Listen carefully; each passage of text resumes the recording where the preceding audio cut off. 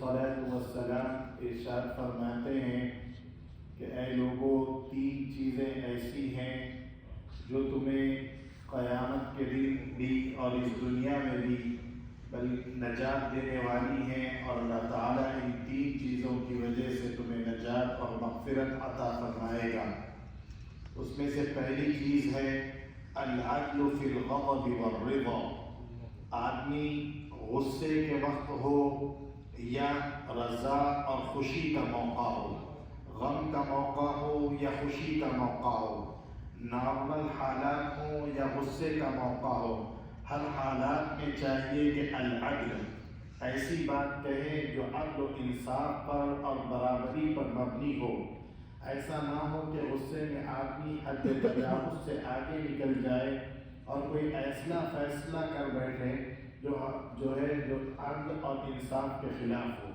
اس لیے چاہیے کہ ایسا فیصلہ کرے اور ایسی بات کہے جو عدل اور انصاف پر مبنی ہو۔ دوسری چیز، اللہ کے نبی علیہ عام طور پر غصے کے وقت ہی ایسا ہوتا کہ انسان تجاوز کر جاتا ہے اور انصاف کے دامن کو چھوڑ بیٹھتا ہے۔ ایک حدیث میں نبی کریم علیہ السلام ارشاد فرماتے ہیں کہ شیطان کی طرف سے یہ غصہ ایک چنگاری ہے جو انسان کے قلب کے اندر ہوتی ہے، اور کبھی کبھی اس غصے کی وجہ سے انسان کی جو یہ شہرت ہے، یہ شہرت پھوٹ جاتی ہے اور غصے کا اثر آنکھوں میں آ جاتا ہے۔ اور شیطان کو اللہ تعالیٰ نے آگ سے پیدا فرمایا ہے، اور آگ کو جو چیز بجھانے والی ہے وہ پانی ہے۔ اس لیے حدیث کے اندر آتا ہے کہ جب انسان کو غصہ آئے تو اگر غصہ کھڑے ہونے کی حالت میں آئے تو اسے بیٹھ جانا چاہیے، اور اگر بیٹھنے کی حالت میں انسان کو غصہ آئے تو اسے لیٹ جانا چاہیے اور وضو کر لینا چاہیے۔ غصے کو ختم کرنے کی احادیث کے اندر 3 شکلیں ملتی ہیں۔ ایک یہ کہ کھڑا ہو تو بیٹھ جائے، بیٹھا ہوا ہو تو لیٹ جائے۔ نمبر 2 وضو کرے، اور تیسری چیز ہے کہ وہ اعوذ باللہ من الشیطان الرجیم پڑھے۔ اگر یہ 3 چیزیں پڑھے تو اللہ کی ذات سے امید ہے کہ غصہ ٹھنڈا ہو جائے گا۔ اور حدیث کے اندر بڑی بشارت ہے، نبی کریم علیہ السلام فرماتے ہیں کہ جو آدمی غصے کو پی جائے، من کظم غیظا وهو قادر على ان ينفذه، ایک انسان اپنے غصے کو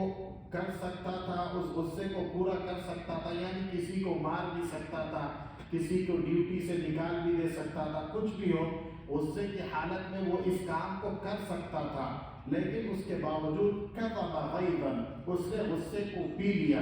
تو اللہ تعالیٰ قیامت کے دن اس کو تمام انسانوں کے سامنے بلائیں گے اور اختیار دیں گے کہ جنت کی جس حور کو چاہے اس کو اختیار کر لے، یعنی اللہ اس کی مغفرت فرما کر اس کو جنت میں داخل فرما دے گا۔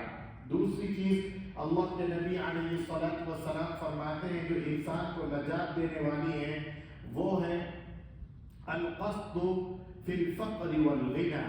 کہ انسان تندرستی کے موقع پر بھی اور خوشی کے موقع پر بھی اور جب فراوانی ہو اس وقت بھی، دونوں حالتوں میں انسان جو ہے میانہ روی کو اختیار کرے۔ ایسا نہیں ہے کہ جب اللہ نے خوب مال و دولت دی تو عیش و عشرت میں پڑ گیا اور اس مال کو خدا کی راہ میں خرچ نہ کیا، اور جب فقر اور تندرستی آئے تو اس وقت بھی خدا کی راہ میں نہیں، بلکہ اعتدال اور میانہ روی کو دونوں حالتوں میں اللہ تعالیٰ فرماتے ہیں کہ اس کو اختیار کرے۔ جب خوشحالی ہو تب بھی خدا کی راہ میں اعتدال سے خرچ کرے، اور جب تندرستی ہو تو اس وقت بھی اپنے ہاتھ کو کھینچ نہ لے، بلکہ اپنی حیثیت اور اپنی گنجائش کے مطابق اس وقت بھی اس کو اختیار کرے۔ آخری چیز، اللہ کے نبی علیہ السلام فرماتے ہیں خشیت اللہ فی السر والعلن، کہ انسان اللہ سے ڈرے، خواہ وہ تنہائی میں ہو یا خواہ لوگوں کے سامنے ہو، ہر موقع پر اللہ سے ڈرے۔ اگر وہ تقوی اور خشیت کو اختیار کرے گا تو اللہ تعالیٰ اس کو معاف فرما دیں گے، نجات دے دیں گے۔ آخری حدیث سناتا ہوں اللہ سے ڈرنے کے سلسلے میں۔ بخاری شریف اور مسلم شریف کے اندر یہ روایت ہے کہ پہلے زمانے میں بنی اسرائیل کا ایک شخص تھا، اس کو اللہ نے مال و دولت سے بھی نوازا تھا اور آل و اولاد سے بھی نوازا تھا،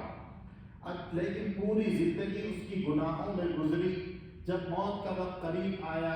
تو اس نے یہ سوچا کہ میں پوری زندگی کوئی نیک عمل نہیں کیا، اب جب نیک عمل نہیں کروں گا تو آخرت میں مجھے عذاب ہوگا، اگر اللہ نے